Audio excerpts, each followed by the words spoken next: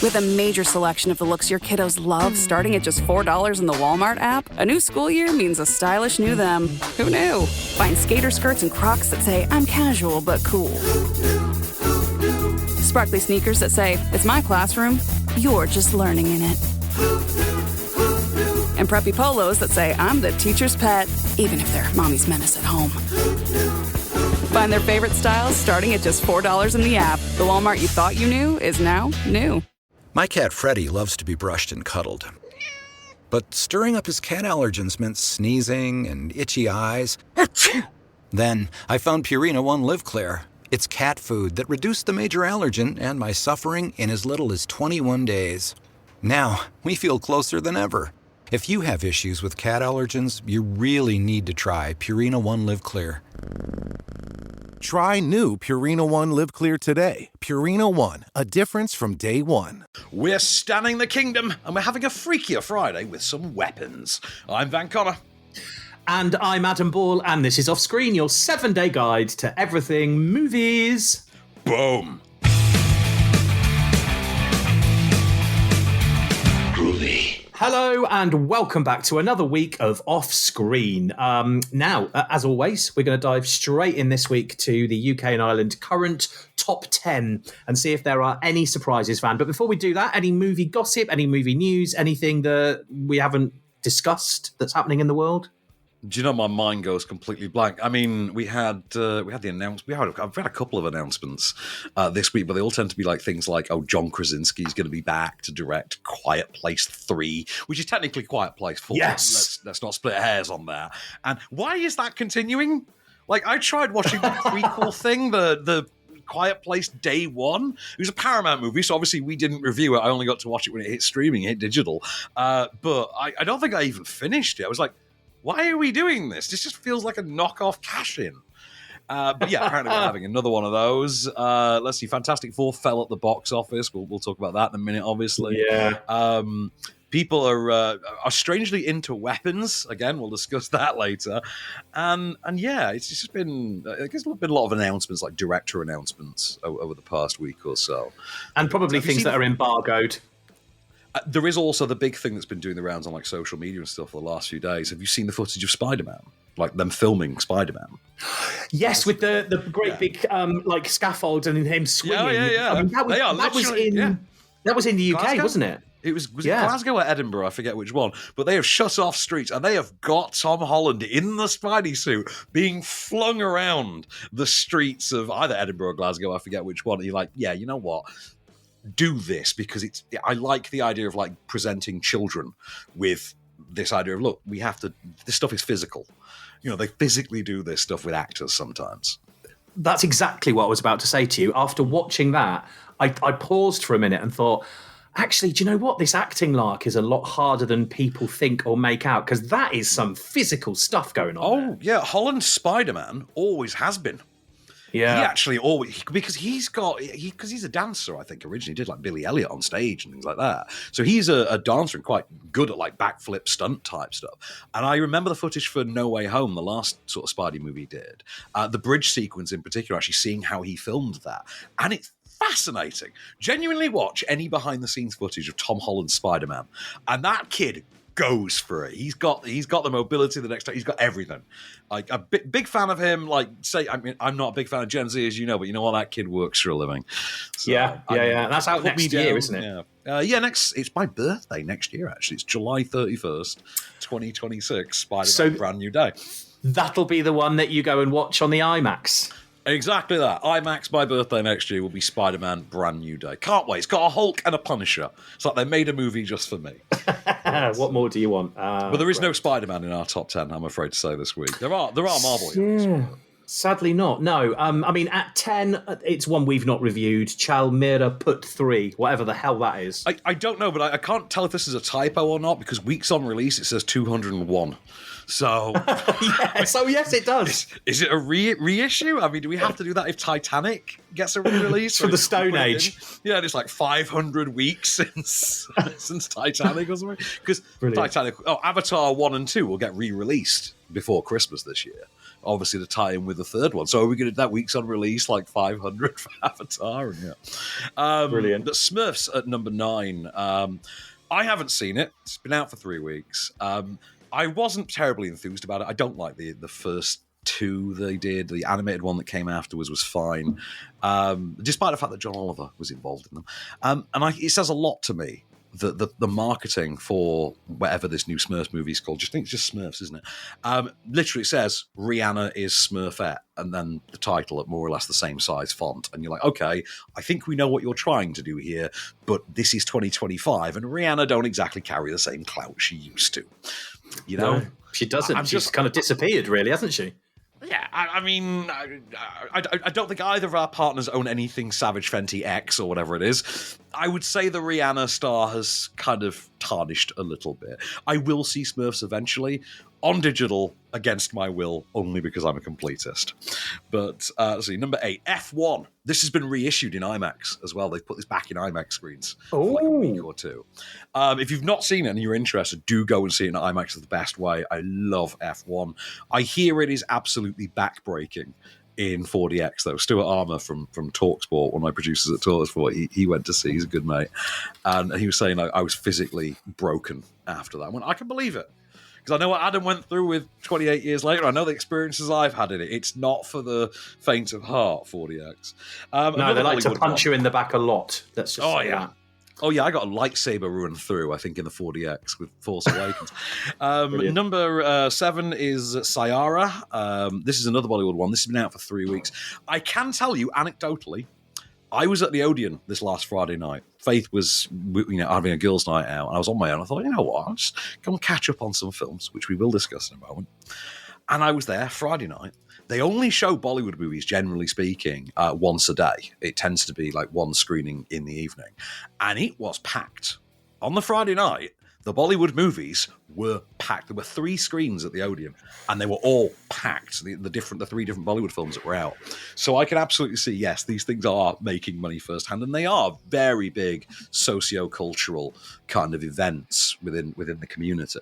I can completely understand. It's weird, actually, that there aren't other cultures that kind of get this treatment in the UK. It's weird that there aren't, like, Arab or Islamic films that draw people out the same way. It only happens to Bollywood. Like, Bollywood, audiences will show up for a movie, and like say, Sayara, $500,000 it's made. I think that's pretty good for like one screening a day. That's very, very good. Number 6, Bring Her Back. We didn't get to talk about this last week. We talked about it on BBC, I think. We didn't talk about it here. Very good new horror movie, Australian horror movie from the Filippo brothers, which kind of has Sally Hawkins as the villain. Very dark, very twisted. This says a week on release, but it previewed from the 26th of July. So, bit of fudging the numbers going on there. A month on release. Number 5, Superman. Yeah. Now looking like it will officially be the highest grossing superhero movie of the year. Like it will trounce Fantastic Four and the Thunderbolts. It currently sits in the UK at 24.25 million quid. The film has been generally very well received. I was a big fan of it. I know kids are now interested in Superman in a way that I genuinely was dreaming of. I really wanted my nephew to live in a world where Superman was cool again. We got that. It's a great James Gunn movie because you don't even need to put the word great before a James Gunn movie. You just say James Gunn movie. It's one of those things. Number 4, 6 weeks on release. Now on digital. This is a genuine story. I tried rewatching this last night. Jurassic World Rebirth. I tried watching it at home. Second time I'd seen it. Could not engage with it. Could not get into it. Every time, my phone went off or something like that, or I just kept finding other things to do. It is simply not an engaging movie. And I say that by the pantheon of this franchise, which did sport, one of the great movies of all time. And arguably one of the better reboot, Lego sequels of all time as well. Number 3, Bad Guys 2, just under 5 million quid. This thing has fans, and they are all very young. They are the kids that love these books. The movie's great. It is a better sequel than Despicable Me, which is also obviously made by the same studio. Same distributor, not same studio. Number 2, this is one of the 2 movies I saw on Friday night. I saw this and I Know What You Did Last Summer, back to back. I Know What You Did Last Summer is not very good. However, The Naked Gun is very good. 85 minutes long, short, to the point, stuffed full of gags. There is not 1 minute of Naked Gun in which you will not be laughing. There are some absolutely terrific gags. The most basic one is my favorite, which is every single time a character walks into a room or into a new scene, somebody like off screen hands them a takeaway coffee cup. Because there's always a cop at a crime scene. That's what they do. Yeah, and it's the stupidest little gag, but it works. It goes down gangbusters with me. And Liam Neeson, I think, is so much fun in it. Number 1, 3 weeks on release, 15 million quid. Has had a massive drop off. Second week and third week. There's been a massive, a sort of quite concerning. It's about 60% drop off in attendees. Is the Fantastic Four First Steps, which I think is very good. It's a very good, kind of punchy, to the point, very lovable, sweet, and endearing Marvel movie. But we have a visitor. We have a visitor behind us. Yeah. So, can we get him to say hi on mic? Can you say hello on the microphone? Just say hello to the listeners. Go on, say it in there, and then all the listeners will hear you. Hello. So, first time one of us has actually had one of the children in our life cameo on the show. I know, right? Working from home. Brilliant. Working from home. That's what we record from home. So, of course, our first movie of the week we've got to talk about real quick then, which foreign language one, so there's no clip anyway, luckily. Yes. So, The Kingdom. Did you get a chance to look this up in advance? No, I haven't. But I've been watching the trailer while you've been speaking and while we've been chatting. I quite like the look of this, actually, and I like a good crime drama, to be fair. So this is a French movie set in Corsica. I believe it might be filmed in Corsica as well. About Lysia, a teenage girl, about 15-year-old girl, who lives with her auntie, is just sort of getting on with her life, being a kid. Just wants the teen romances and the drinking and partying with her friends. I think she's going to the beach one day, being dropped off at the beach by her auntie, only for her to take a different turn.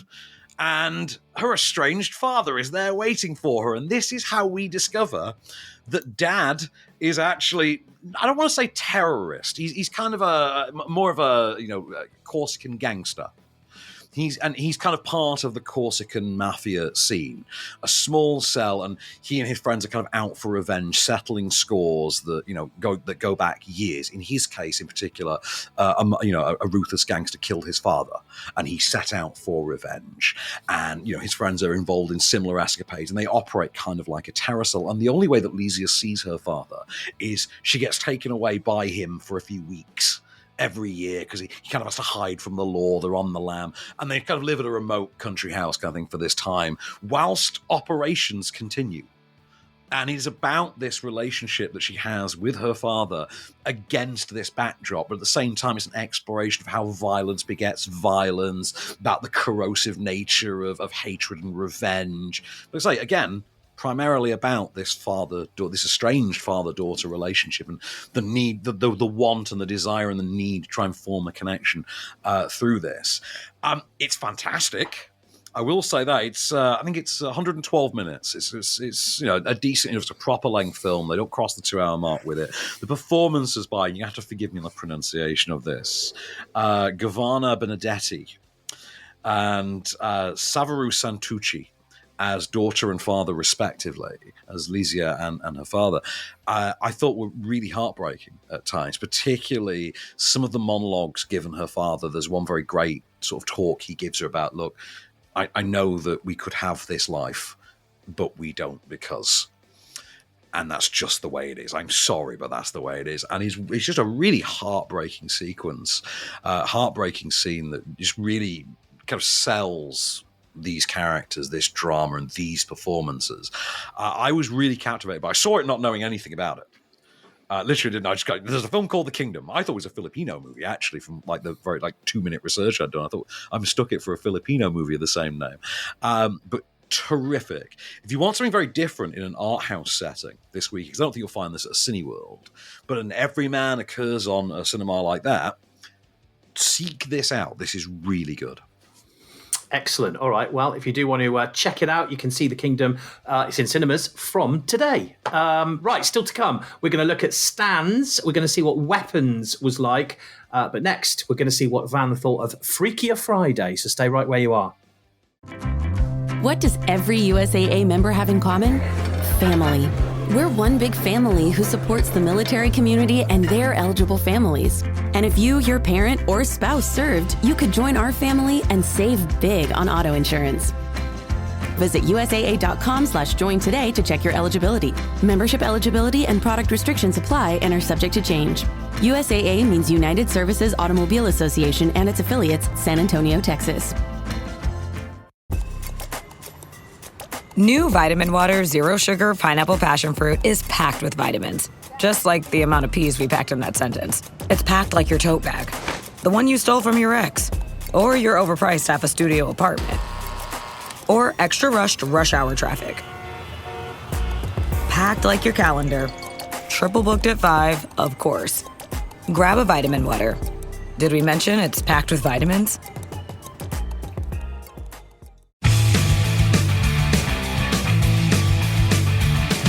Hello and welcome back to Off Screen then. So we're going to look at stands in a bit. We're also going to look at some of the movies that are on Freeview this week that you can watch from the comfort of your own home. But right now we're going to dive into Freakier Friday. I love a body swap comedy. Who doesn't? Yeah. Did you see the first one of these? Because this is a sequel to the 2003. I don't want to say remake, but adaptation of, because they're all based on the novel Freaky Friday.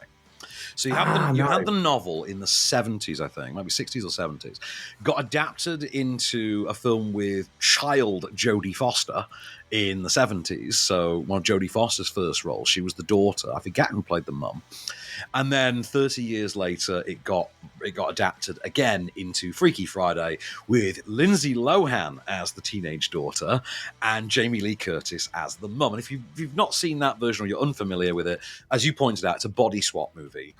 Bickering teenage daughter and mum swap bodies, in a story in which they simply can't seem to see one another's perspective. In the daughter's case, in the first one, it was she had some band thing. I haven't seen it since it came out, to be absolutely fair. And you don't need to, if we're being honest. The daughter was performing in some band thing and had the love interest, Chad Michael Murray. And Jamie Lee Curtis was, I think, getting married to someone who in the new one is the stepdad.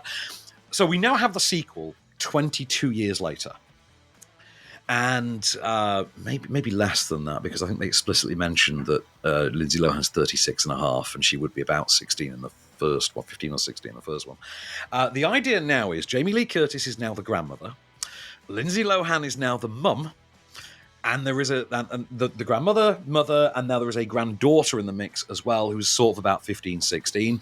Lindsay Lohan meets, the dreamboat single dad with the British accent, played by Manny Jacinto from The Good Place. So, the monk character from The Good Place, who in actuality had a bit more going on. Yes, I'm not spoiling The Good Place for anyone. It's too good. And he has a teenage daughter of his own, whom Jamie Lee Curtis's granddaughter and Lindsay Lohan's daughter simply does not get on with. They are in the same school, they are in the same class, and they are bitter rivals. However, they are about to become stepsisters when this wedding rolls along. Enter the bachelorette party, the hen do, as you would say in this country, in which magic befalls our characters yet again, and this time, all 4 of them swap bodies. The teenagers are now in the bodies of Grandma and Ma, and Grandma and Ma are in the bodies of the teenagers. So manic chaos ensues, all leading up to the wedding of Lindsay Lohan. Have a listen to this clip. This is them waking up to discover exactly what's happened. She just has crevices all over her face. Look at the crevices! My hands look like doll hands. Oh, my butt feels so high. I think I just peed a little. Oh, my face feels so thirsty and dry. My face is perfect. My face looks like a Birkin bag that's been left out in the sun to rot. Why? Why do I have to pee again? It's brilliant already. I can tell that it's brilliant from that. The comedy in it. It reminds me a little bit of, was it Mel Gibson in the body swap comedy in the 90s? No, I didn't do one, did I? What's the one with his daughter? I'm not sure. Are you thinking of What Women Want? Maybe he had the daughter in What Women Want, and he could hear what women were thinking. That was it. That Yes. was the movie. That was the movie in which he went to bed with Marissa Tomei and literally lived every. That's right. Day. Yes, yeah, that was the one because he could hear what she was thinking, so he knew exactly. Yes, yeah, that was literally every man's fantasy. That one scene from that movie, brilliant. It's etched on our brains, Van. Forever. I mean, can you believe that woman is Aunt May in Spider-Man? Like, what I know. kind of world do we live in? I mean, yeah. I mean, Aunt May looks about the same age as Sydney Sweeney does now, but yeah. Anyway, so Freakier Friday. I didn't remember the first one. Didn't remember a thing about it recently. I remember quite liking it because I think I was working at Blockbuster when they put it out on DVD, and I think they had it on in the store one day. I thought, actually, this is quite good. As a sequel that I didn't remember the original to, I think this is very good. Like, really, really good. Like, way better than I had any expectation of it being. It's very well judged in terms of how far to stretch a gag. Like, you watch Naked Gun, for instance, and they will run a gag into the ground a lot more than Freakier Friday does, although that movie is half an hour shorter than this, it has to be said. The cast are all uniformly very good. Like, I worked out that this is the first theatrically released movie to star Lindsay Lohan, give or take her cameo in the Mean Girls musical, which doesn't count, since 2013's now infamous The Canyons. An erotic drama so terrible that the fact that its lead then got cancelled. Finally got sent down for it, but he got cancelled for allegations of rape was probably the least offensive thing about it, somehow. But yeah, this is a lot of fun. It's got the right energy, it's got the right tone, it's got some brilliant gags in it. It's got the best gag I've ever heard about Facebook. Like, genuinely. How Gen Z respond to Facebook is a gag in this movie, and it's the funniest. It's a gag so good that I guarantee it's going to lose Mark Zuckerberg's sleep. Like, you've made me want to hear it now. I'll tell you off mic. It's a single line of dialogue, and it's fantastic. But it's got that energy. It's the bright, vivid, colourful, zippy, humorous, kind of all-round family-pleasing kind of movie. As in, you could see this with if you were a teenage girl, you could watch this with your mum and grandmother, and all three of you would actually cling on to one of the subplots and the emotional resonance that comes out of those.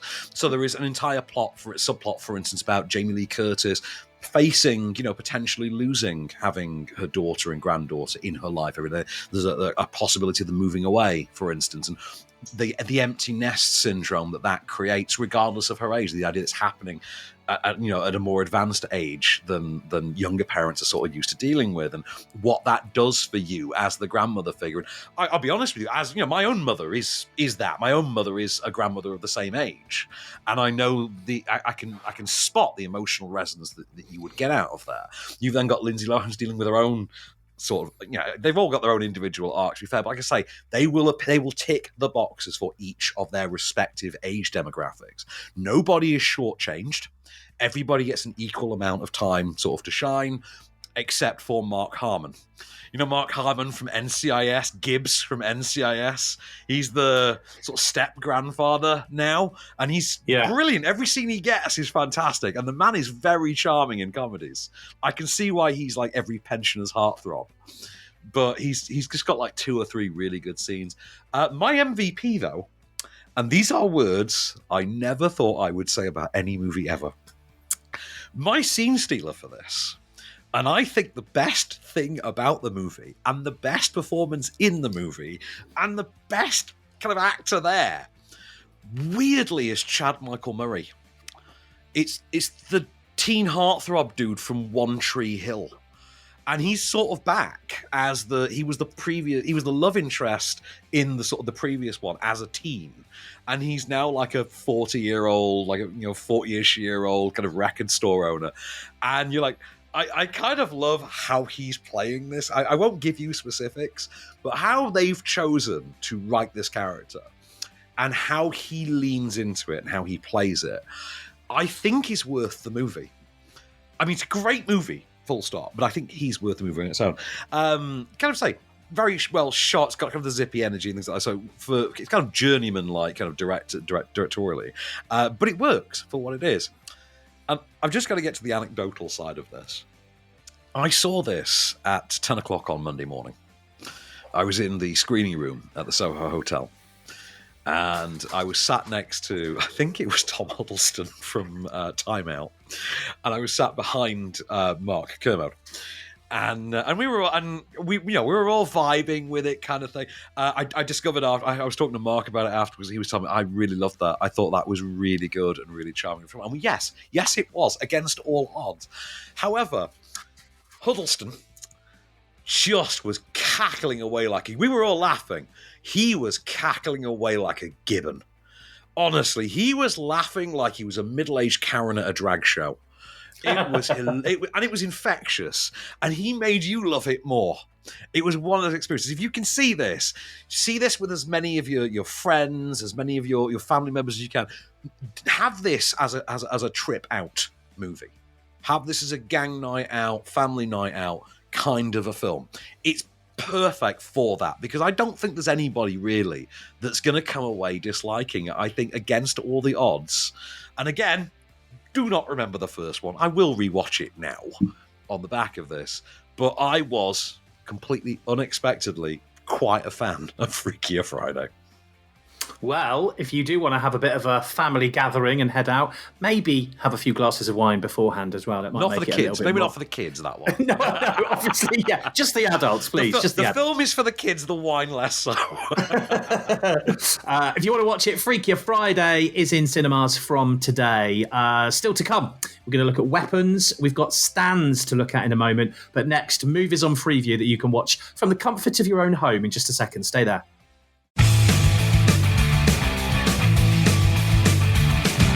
Hello and welcome back to Off Screen then, in the part where we save you money and we help you not have to leave the house so you can sit and watch all the films from the comfort of your very own sofa. We are going to look right now at the movies on Freeview this week. So, just having a quick scan, don't think there's any here that I've seen apart from one, which isn't tonight's. Hustlers is on E4 at 10 o'clock.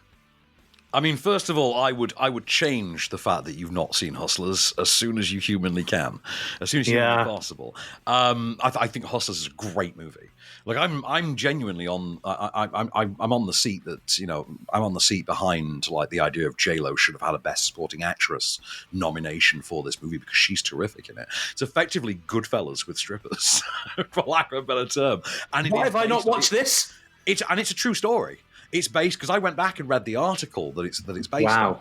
And I think it's also very similar to War Dogs as well. In fact, it's closer to War Dogs than Goodfellas.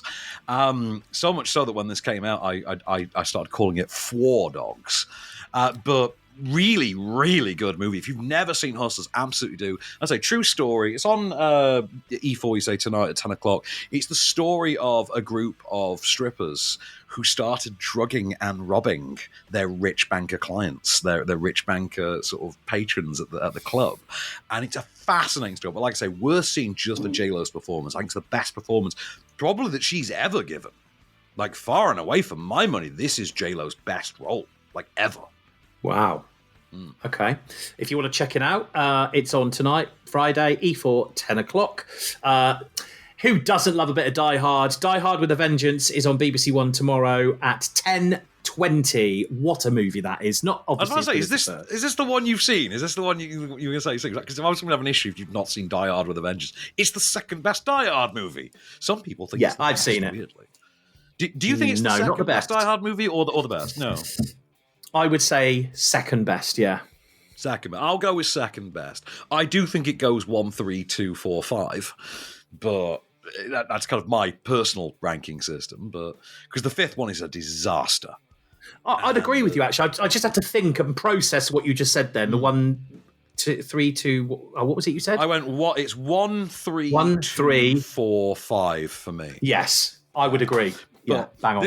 But I remember, and I think Die Hard with a Vengeance might actually be. Is it the highest grossing film of 1995? I think it was the highest grossing at the global box office movie of 95, which when you look at everything that came out in 1995 is absolutely insane. Like 95 was the year of Bad Boys and Batman Forever. That year.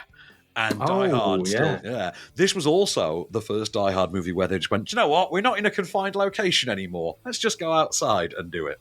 Let's play outside today, kids. It was that Die Hard movie where instead of a building or an airport, this time it's the entirety of New York City as John McClane has to play the game of Simon Says with literally fatal consequences at the hands of a ruthless terrorist played by Jeremy Irons, who may or may not have a personal connection that sees him come, quote, with a vengeance. So you can, in fact, story you'll love about this. The guy that wrote this movie, Jonathan Hensley was his name, went on to write and direct the 2004 movie The Punisher. He got taken in by the FBI for questioning whilst they were making this movie because they discovered that the script knew some things that it should not know about how to rob the New York Federal Reserve. That's the thing. This screenwriter wrote a story about robbing the Federal Reserve that was so accurate, the FBI had to take him into an interrogation room and ask him how he figured it out. That's an actual thing that happened.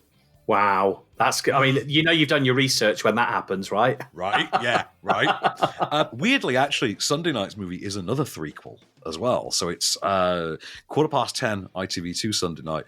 Creed 3. Did you ever get round to this third one? This is the one that Michael B. Jordan directed. No, I've seen the trailer, never got around to watching it. Very good, and kind of plays a lot like a Creedified remake of Rocky 3 as well. I mean, Creed 2 had been kind of a sequel to Rocky 4. This one is kind of a loose rehash of Rocky 3, but with a best friend element. So the idea here is, instead of Mr. T being the sort of aspiring champ who comes up and knocks Rocky off his perch, here it is a long-lost like best friend of Creed who gets out of prison after several decades, having sort of taken the blame for something that they had done together in their youth. And he, of course, he wants a piece of that. He feels like he paid a debt. He paid his debt. Like, where's mine? Where's mine now? Kind of thing. Weirdly, a bit dicier a film now because said character is played by Jonathan Majors. Said character played by Jonathan Majors, who, of course, was Kang in the Marvel Universe, and comes with no shortage of real-world controversy. And the way he's depicted in the film kind of feeds into that, if we're being really honest. Great movie, though, and Michael B. Jordan shoots the hell out. I think it's the first sports movie to actually be filmed with IMAX tech. And he takes inspiration from anime and things like that for some of the fights. The final fight in this, gorgeously shot. Like, really wonderfully shot, like a fantasy sequence. It's brilliant. But you can see it 10:15 on Sunday night on ITV. I strongly recommend, even if you know nothing of the Creed series or the Rocky series or anything, it's just a great movie in its own right. A standalone, really good movie. And Jordan's terrific in it. Good to know. Good to know when you don't have to watch all of them, because sometimes that puts me off. When I see 2 or 3 next to a movie and I haven't seen the first one, it makes me go, You'd have to watch 7 movies. If you were doing the full continuity on this, you'd have to watch 7 movies beforehand. Because 5... Yeah. Oh, no. Sorry, 8. Because it's 5 Rockies, Rocky Balboa, Creed, and Creed 2. You'd have to watch 8 movies. See, that's a whole day of movie watching, which I'm not against, but I think I'd get a little bit itchy, let's be honest. Well, there you go. Right, so that's ITV on Sunday, 10:15. On Monday, I've never even heard of this. E4, 9 o'clock, 65. You know why you haven't heard of this? No. Because it wasn't press shown. It was not press shown. They tried everything they could to bury it. And I eventually did get to see it, like again, when it hit digital. And it's called 65. It stars Adam Driver. And Adam Driver is effectively a space cop. Like a sci-fi space. He's an alien. He just looks like a human. And I think he's transporting precious cargo. His ship has an accident. He crashes on this strange little planet filled with all these weird, massive reptile creatures that you and I would know as dinosaurs. Because the planet he's landed on is Earth, but it's 65 million years ago, hence the title. So he has to survive the dinosaurs, repair the ship, get home. That's it. It's a great concept, and I cannot actually, for the life of me, understand why they tried so hard to bury this, because it's actually not bad. Because I've seen versions of this story before. Jim Caviezel in Outlander from about 2008 did a very similar spin on this, only they used the Vikings and Grendel, the Beowulf kind of myth. This straight up does dinosaurs, but it's a man with a plasma rifle fighting dinosaurs. I'd love this. Right? It's a great, and I think the movie is pretty good. It's not going to rock anyone's. It's not going to change anyone's game or anything like that. But as a fun, breezy survival action thriller, it is light years ahead of something like After Earth. For as you would compare it to something like After Earth, this is way better than that absolute dog show. I must say, E4 9:00 Monday night, well worth a watch, I think. Next, we are looking at Tuesday, Film 4 9:00. Nobody is on. Again, one I have no idea about. Right, I would recommend that you do, and I would recommend that you do in the next week, if possible, because we're going to be talking about Nobody 2 next week. If you are not familiar with this movie, this is, unofficially speaking, the first John Wick spin-off. We're really pushing for time. The first John Wick spin-off is about a seeming nobody, an everyman sort of suburban dad type whose home gets broken into. He gets the chance to take out the attackers, doesn't for the sake of protecting his family, and then afterwards gets kind of mocked for being a coward. And this very simple mockery sets off something in him, a long dormant thing that, let's just say, has to be seen to be believed, because, oh my God, do the bodies hit the floor. It's also a very, very funny movie, because this character is played by none other than Bob Odenkirk from Better Call Saul and Breaking Bad. He's great. Yeah.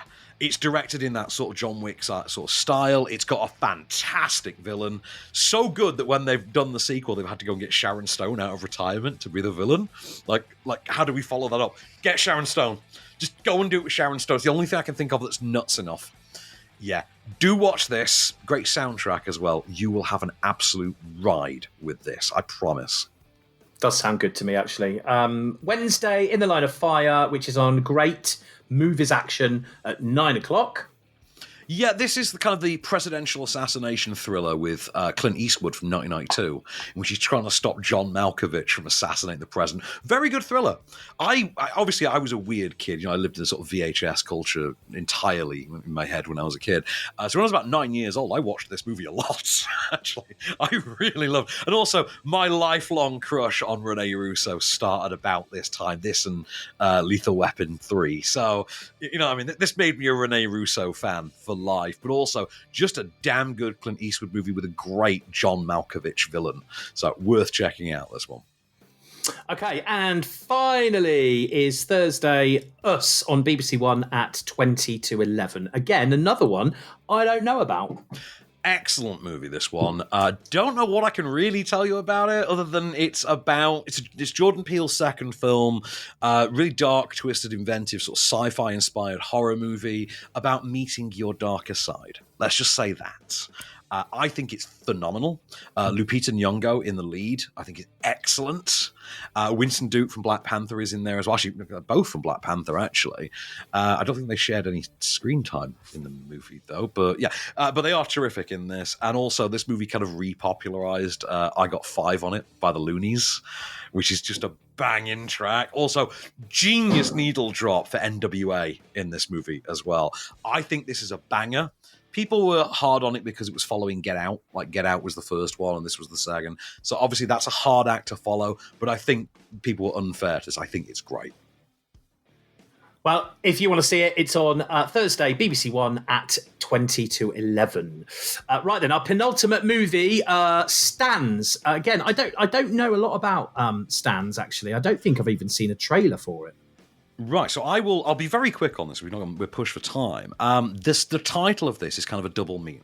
So Stans, on the one hand, this is a documentary. On the one hand, the title refers to fan culture, how you stan something. Like I say, I'm a Florence Pugh stan, something like that. Like that. Or I stan, Sabrina Carpenter or whatever. But also, it refers to the Eminem song of the same name. Of course. And it turns out that is where the term comes from. I didn't know this. Same. That's where the term stan comes from. It comes from the song.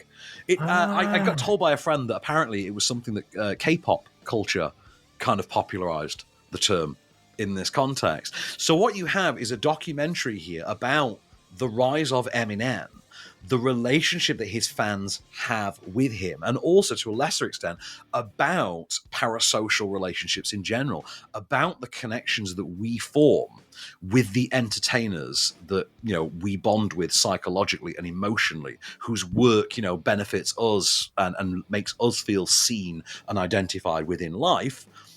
Of course, used through the prism primarily of the song Stan. So I've got a clip for you real quick. It's like, this is the documentary Stans. Why did you write the song Stan? Is Stan based on a real fan? Why do you share so much about yourself in your music?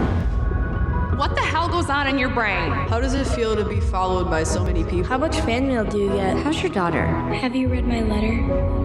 What's it like being famous? What's your first question?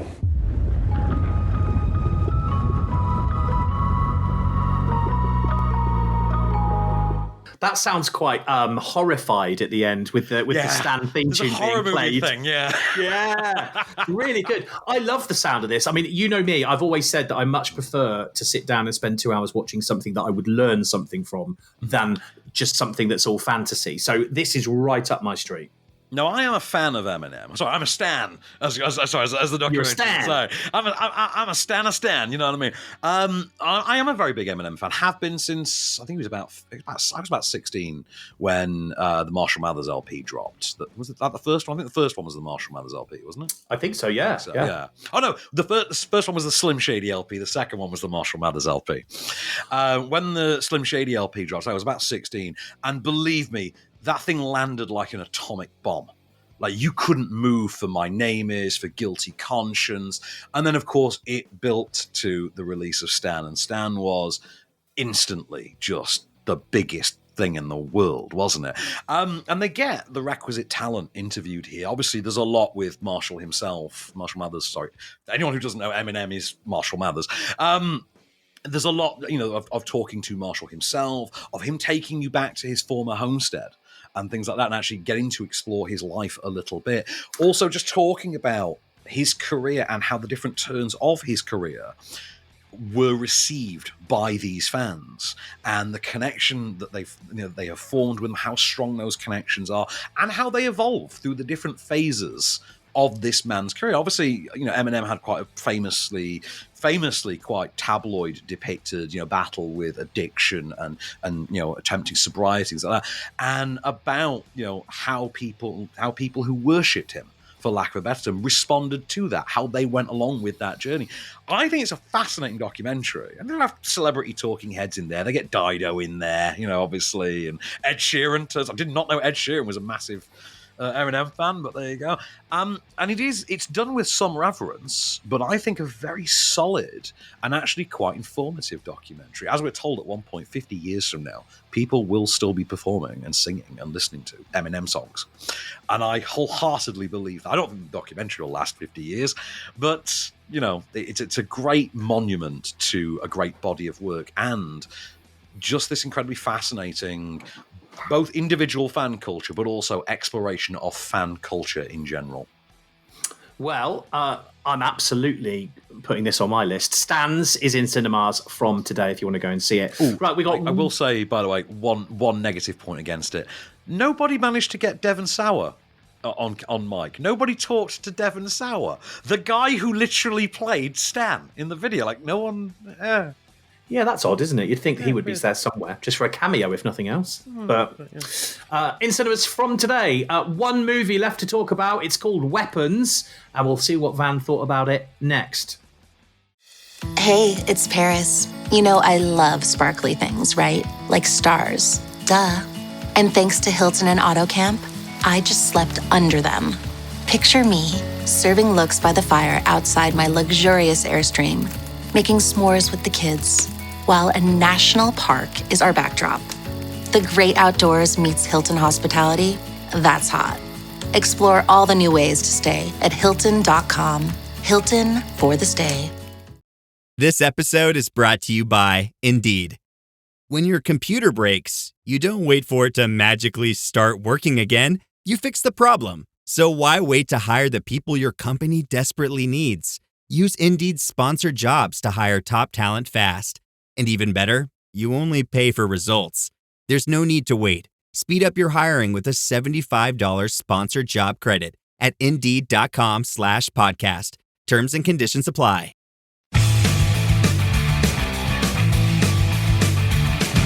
Hello and welcome back to Off Screen for one last ride then. So we're going to dive straight into a movie. It's a psychological horror. Again, this ticks my box. It's called Weapons. So it's got Julia Garner in. It has got Julia Garner in, who I think, was last in a movie, 3 weeks ago? Because Fantastic Four. Yeah, so Fantastic Four's only been in cinemas for 3 weeks, so she's got 2 movies in cinema. Pedro Pascal has 2 in the UK, 3 in the US, and we'll have 3 next week. So these actors, they're really front-loading their acting roles at the moment. Right, strap on in, because this is a hell of a concept for a movie. Right, one night at 2:17 in the morning, an entire classroom full of elementary school students get out of their bed, run into the night, and are not seen or heard from again. All except one pupil from this class, who is the only one who doesn't. And of course, the parents of this town immediately turn their suspicion towards the class teacher, Julia Garner. Why is it only your class? Why only your pupils? Where have they gone? What's happened to them? And we get to explore this mystery from the perspective of several different characters. Like, we literally cut to black. Person's name, the story is now from their perspective. And of course, it all comes to us from none other than writer-director Zach Cregger, who the last time he got to claim that title gave us the absolute behemoth that was Barbarian, one of my favourite horror movies of the last few years. And of course, then went on to sort of write and produce Companion as well. So that's the concept. The kids aren't all right. Here is Weapons. This is Julia Garner basically having to answer to the parents. I just want to say how very sorry I am for all of what's happened. I know there's nothing I can say to make this better. The truth is that I want an answer just as bad as all of you. I love those kids. And I know it's not. She'll be locked up until she tells us what happened. When is this set? Because I'm thinking if this is set in modern times, you'd have Ring doorbells and CCTV. No, it is. It is set in present day, and yes, the ring doorbells are thought of and included, and obviously because the parents have the footage, literally, of the kids, literally in the middle of the night, just running down the street in unison, kind of thing. I don't want to spoil too much for you on this because it's a really great, as you say, psychological horror. It is more of a psychological thriller than it is an outright horror. It's a horror in the way that Stephen King does a small town psychological horror thriller, and that's the clearest inspiration I think for it. Is the work of Stephen King. You look back at the sort of the main Derry kind of period of Stephen King's body of work. That's, I think, the most obvious inspiration for this here. Really sharp writing, a great screenplay by Cregger, and some terrific performances. Like, so you've got Garner, but you've got Josh Brolin as one of the parents. You've got Benedict Wong as the head teacher. But it's a film that, again, I don't want to spoil too much. Oh, Alden Ehrenreich as well. Alden Ehrenreich from the Han Solo movie, from Solo, who's having something of a resurgence now. He's excellent in this as well. I did not expect he would actually turn out to be the big MVP of this. But I think what you've got here is a film that perfectly balances a great concept, a great script, some tight direction, fantastic visuals, a really interesting and creepy score, actually, that seems to harken back to sort of John Carpenter kind of scores of the 70s and 80s. It's very clearly been inspired on the score front by John Carpenter. I think this is a win all round, and yet I still don't think it's as good as Barbarian. But I love Barbarian that much. This is very, very good. Barbarian's great in my book, but this is very, very good. It's the Get Out and Us problem. You know what I mean? Like, Get Out is so good that Us just can't be as good. And I think you've got a similar thing with Barbarian and Weapons, but don't let that dissuade you from seeing it, because it is genuinely a terrific movie. I was swept away by this. I'm seeing this again on Sunday, actually, because Faith and I have like a Sunday free. So I'm just going to spend the day at the multiplex. Just 4DX.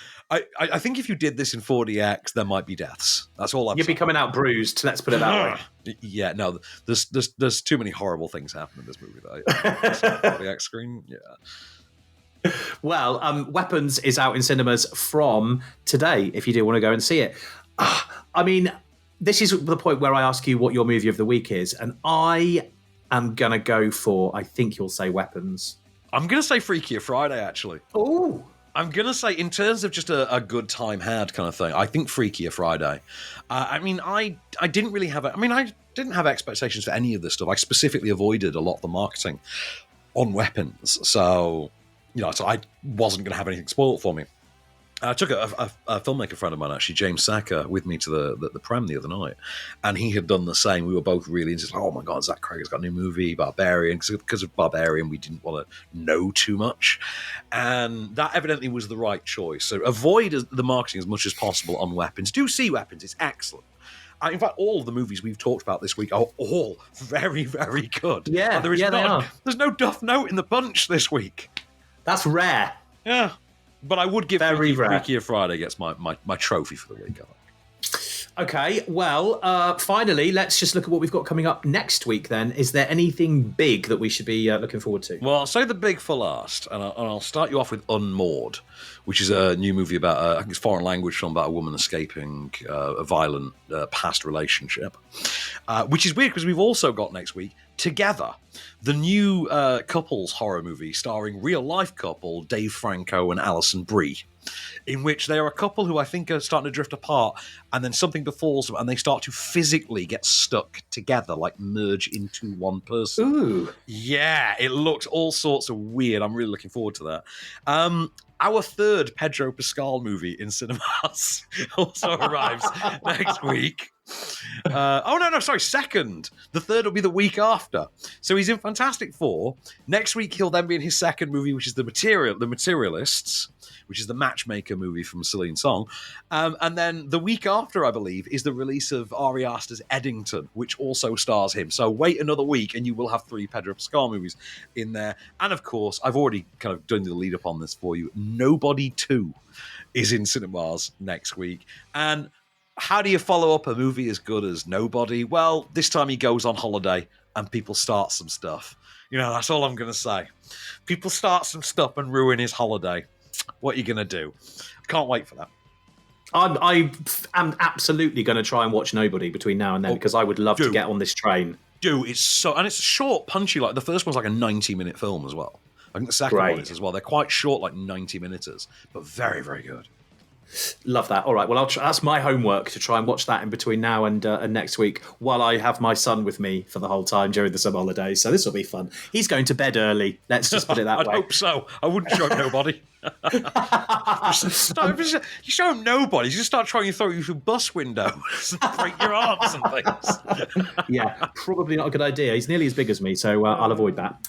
Great. Well, that is, of course, all we have time for on Off Screen this week. We will be back next week with more. Until then, I've been Adam Ball. I've been Van Connor. Keep it cinematic, and we shall return.